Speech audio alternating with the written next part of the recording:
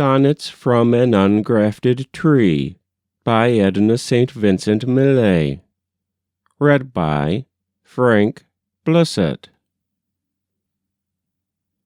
So she came back into his house again, and watched beside his bed until he died, loving him not at all. The winter rain splashed in the painted butter tub outside, where once her red geraniums had stood, where still their rotted stalks were to be seen.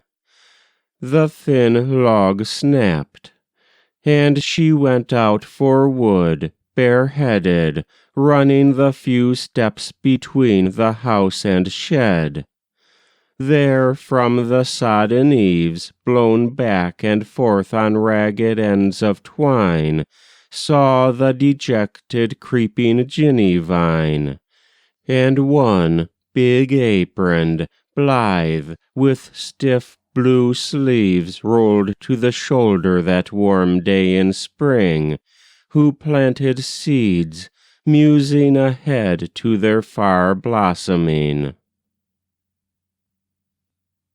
The last white sawdust on the floor was grown gray as the first, so long had he been ill. The axe was nodding in the block.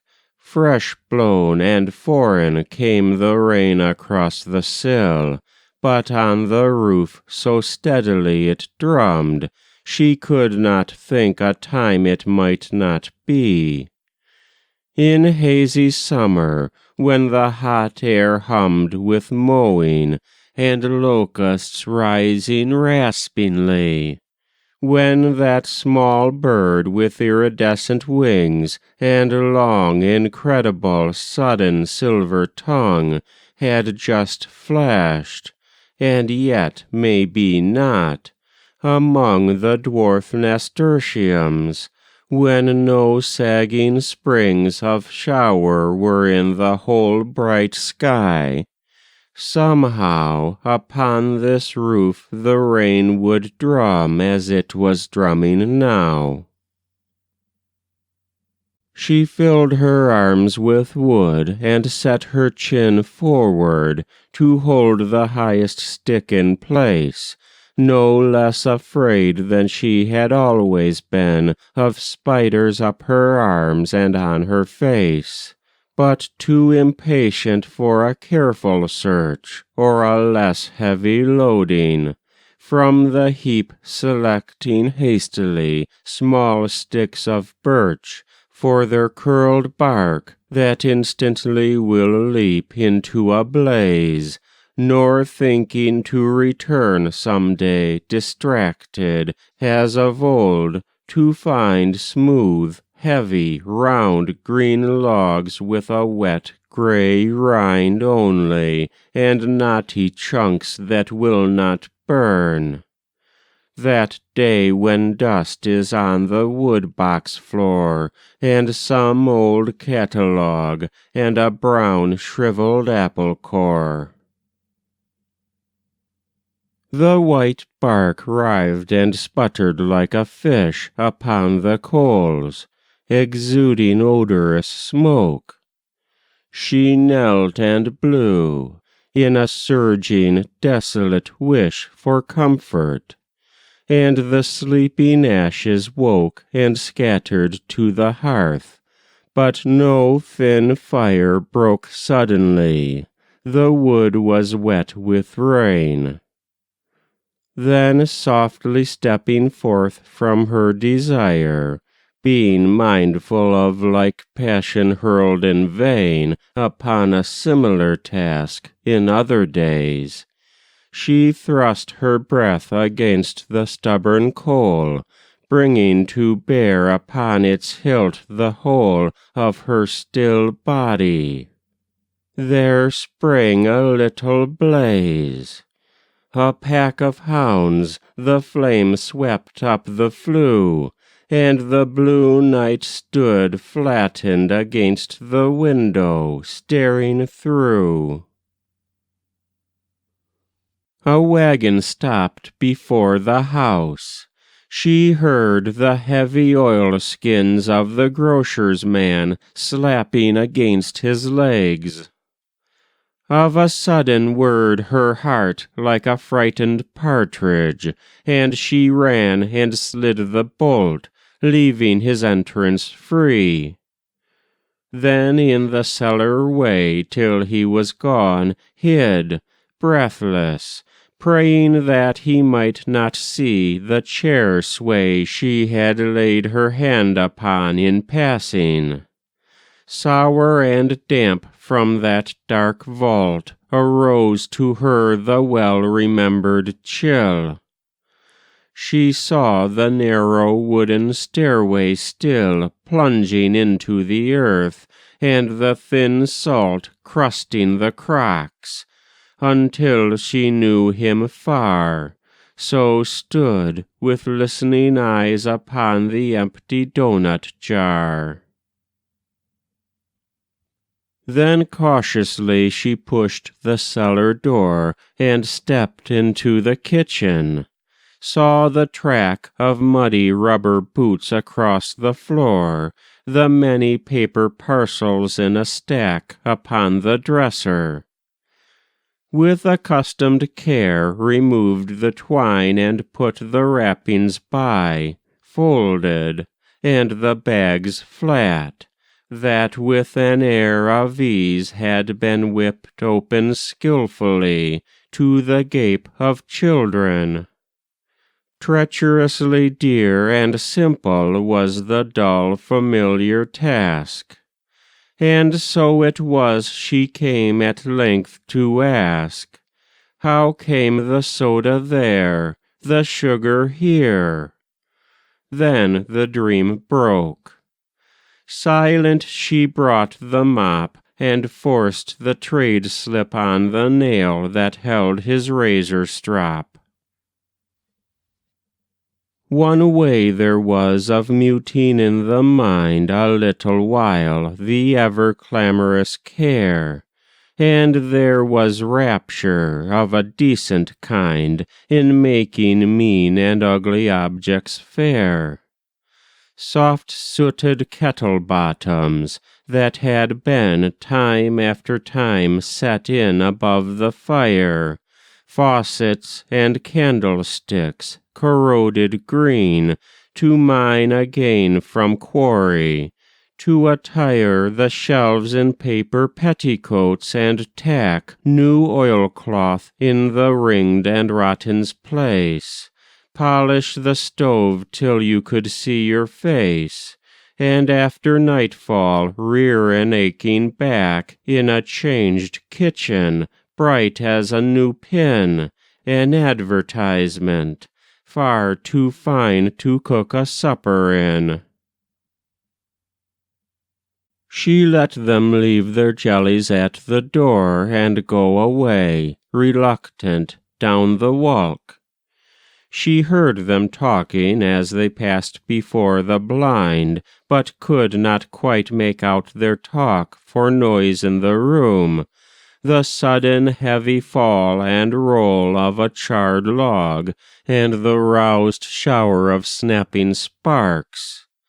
Then sharply from the wall the unforgivable crowing of the hour. One instant set ajar, her quiet ear was stormed and forced by the full rout of day, the rasp of a saw, the fussy cluck and bray of hens, the wheeze of a pump, she needs must hear. She inescapably must endure to feel across her teeth the grinding of a backing wagon wheel. Not over-kind, nor over-quick in study, nor skilled in sports, nor beautiful was he. He had come into her life when anybody would have been welcome, so in need was she. They had become acquainted in this way. He flashed a mirror in her eyes at school, by which he was distinguished. From that day they went about together as a rule. She told in secret and with whispering how he had flashed a mirror in her eyes. And as she told, it struck her with surprise that this was not so wonderful a thing. But what's the odds? It's pretty nice to know you've got a friend to keep you company everywhere you go. She had forgotten how the August night was level as a lake beneath the moon, in which she swam a little, losing sight of shore, and how the boy that was at noon simple enough, not different from the rest, wore now a pleasant mystery as he went, which seemed to her an honest enough test whether she loved him, and she was content. So loud the million crickets choir, so sweet the night, so long drawn out and late. And if the man were not her spirit's mate, why was her body sluggish with desire? Stark on the open field the moonlight fell, but the oak tree's shadow was deep and black and secret as a well. It came into her mind, seeing how the snow was gone, and the brown grass exposed again, and clothespins, and an apron. Long ago, in some white storm that sifted through the pane, and sent her forth reluctantly at last to gather in, before the line gave way, garments, board stiff, that galloped on the blast, clashing like angel armies in a fray. An apron long ago in such a night, blown down and buried in the deepening drift, to lie till April thawed it back to sight, forgotten, quaint and novel as a gift. It struck her, as she pulled and pried and tore, that here was spring, and the whole year to be lived through once more. Tenderly in those times, as though she fed an ailing child, with sturdy propping up of its small feverish body in the bed, and steadying of its hands about the cup, she gave her husband of her body's strength, thinking of men, what helpless things they were, until he turned and fell asleep at length, and stealthily stirred the night, and spoke to her. Familiar at such moments, like a friend, whistled far off the long, mysterious train, and she could see in her mind's vision plain the magic world, where cities stood on end, remote from where she lay, and yet between, save for something asleep beside her, only the window screen. From the wan dream that was her waking day, wherein she journeyed, borne along the ground without her own volition in some way, or fleeing, motionless, with feet fast bound, or running silent through a silent house, sharply remembered from an earlier dream, upstairs, down other stairs, fearful to rouse, regarding him, the wide and empty scream of a strange sleeper on a malignant bed, and all the time not certain if it were herself so doing, or someone like to her, from this wan dream that was her daily bread. Sometimes, at night, incredulous, she would wake, a child blowing bubbles that the chairs and carpet did not break. She had a horror he would die at night. And sometimes when the light began to fade, she could not keep from noticing how white the birches looked. And then she would be afraid, even with a lamp, to go about the house and lock the windows. And as night wore on toward morning, if a dog howled or a mouse squeaked in the floor, long after it was gone, her flesh would sit awry on her. By day she would forget somewhat, and it would seem a silly thing to go with just this dream and get a neighbor to come at night and stay. But it would strike her sometimes, making the tea. She had kept that kettle boiling all night long for company. There was upon the sill a pencil mark, vital with shadow when the sun stood still at noon. But now, because the day was dark, it was a pencil mark upon the sill. And the mute clock maintaining ever the same dead moment, blank and vacant of itself, was a pink shepherdess, a picture frame, a shell-marked souvenir there on the shelf. Whence it occurred to her that he might be, the mainspring being broken in his mind, a clock himself, if one were so inclined, that stood at 20 minutes after 3.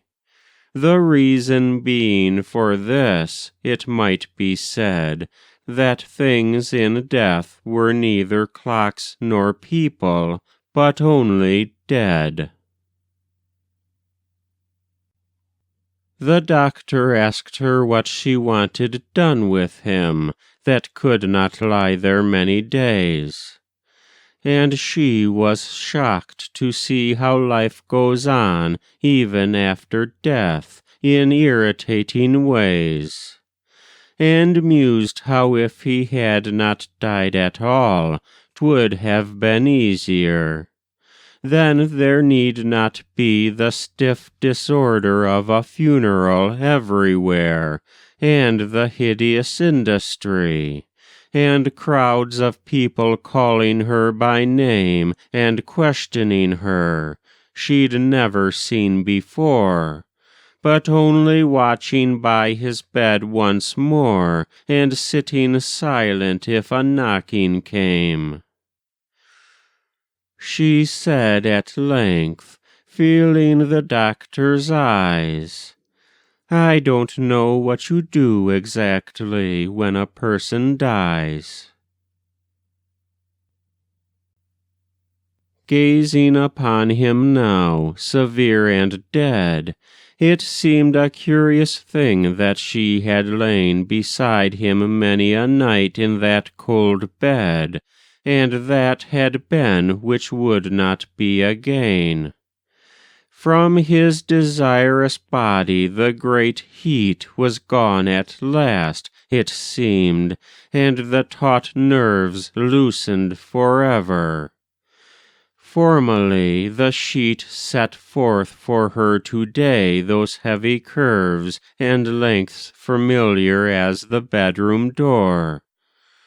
She was as one that enters sly and proud to where her husband speaks before a crowd and sees a man she never saw before. The man who eats his victuals at her side, small and absurd, and hers.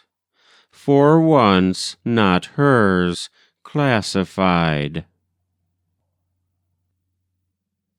That was Sonnets from an Ungrafted Tree by Edna St Vincent Millay. Read by Frank Blissett.